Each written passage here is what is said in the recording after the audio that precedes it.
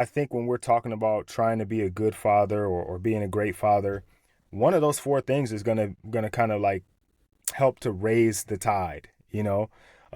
because they all kind of intertwine at some point.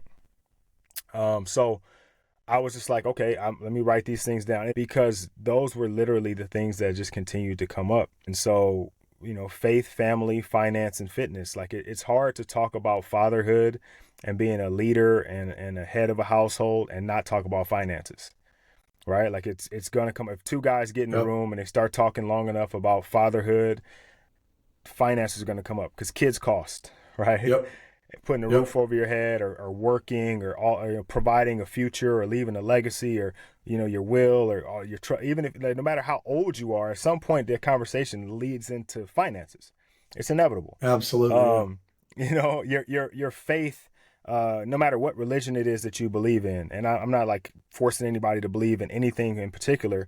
I'm a Christian, and so I'm a follower of Jesus Christ, but that it could be something else for you, right? But your religion or your faith, that's why I say faith more than I say religion. Your faith sets your morals, sets your guiding principles. It's something that you align to Yep. that is bigger than yourself, that is leading you in a way that you now lead your family.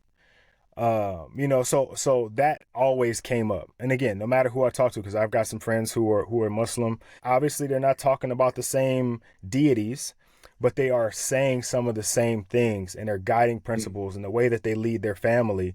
I'm like, oh, this makes sense. Whether I'm Christian or Muslim or whatever your belief is, it Yeah. is your moral compass. And so you end up having that conversation at Yep. some point, right?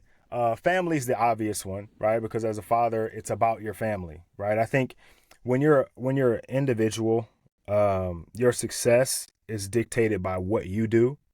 I think when you become a father, your success is dictated by the people who follow you, right? Your children, your wife. Like if they're successful, you're successful, right? If you're able to set your children up to be successful by teaching them, leading them, guiding them, then you're considered a success as a father, right? Because that's what people are going to gauge you on, or that's what you're going to gauge yourself on.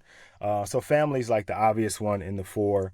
And then fitness is a little bit more personal to me. Obviously, as a strength and conditioning coach, fitness falls into my wheelhouse. But I was talking to guys who, one, were trying to be actively involved in their kids' lives, which requires a level of, because if you go out and work an 8 to 10 hour shift, you come home at the end of the day, kids don't care about that. Like, Yep. you went to that job because you wanted to, but you're here now, sir. We're about to go outside and play.